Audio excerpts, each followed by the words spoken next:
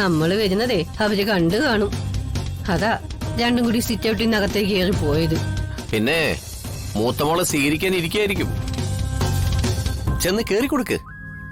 പൂച്ചണ്ടില്ലേ, പൂച്ചണ്ട്, അതും നിനക്ക് തരും. എടാ, പൂച്ചണ്ട് സ്വീകരിച്ചാൽ എന്താടാ കുഴപ്പം?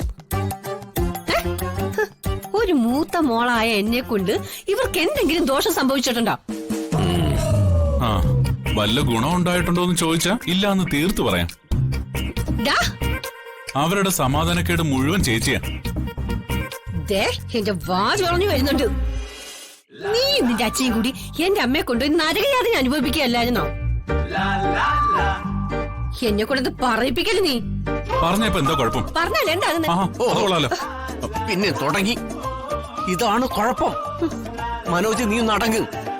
വസന്തയെ നമ്മൾ വന്നിരിക്കുന്നതിൽ വ്യക്തമായൊരു ലക്ഷ്യമായിട്ടാ. എന്ത് തന്ത്രം ഉപയോഗിച്ചും അത് നമുക്ക് നേടിയെടുക്കണം. അറിയാലോ, ഞാൻ പറഞ്ഞാൽ അച്ഛൻ മുഖവിലയ്ക്ക് പോലും എടുക്കില്ല. അത് ശരിയാ. അച്ഛൻ അത്രയ്ക്ക് ഇഷ്ടപ്പെട്ട ആളാണല്ലോ പ്രകാശേട്ടൻ.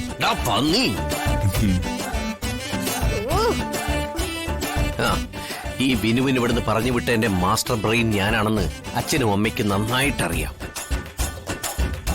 എന്നെ പൊള്ളിച്ചവളാ ആ മീനാക്ഷി. എവിടെ?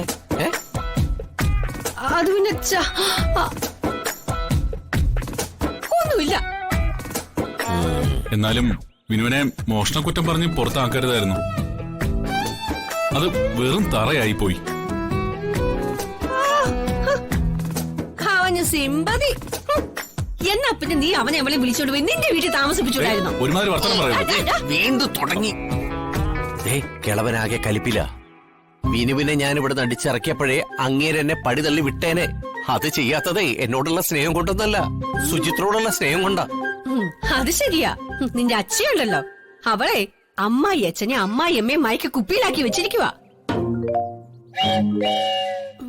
അല്ല, അതിന് നീയും അവളും തമ്മിലുള്ള ഒരു അഡ്ജസ്റ്റ്മെന്റ് ആണോ എന്ന് എനിക്കറിയാം. നിനക്കതൊക്കെ തോന്നും. ഇവിടെ നിന്ന് സഭ കൂടുന്നതേ രണ്ടാളും കണ്ടു കാണും. നമ്മൾ സഹോദരങ്ങൾ 3 പേരും ഒന്നിച്ചിട്ടുണ്ടെങ്കിലേ അതവരുടെ ഗുണഗോത്ര വിഹിതം കൊടുക്കാനല്ലെന്ന് അവർക്ക് നന്നായിട്ടറിയാം. അത് കറക്റ്റാണ്. നിങ്ങൾക്ക് വേണ്ടി ഞാൻ തന്നെ ചാവേറാവാം. ചേച്ചി രണ്ടാളെ സോപ്പിട്ട് ഒരു പരുവത്തിലാക്കണം.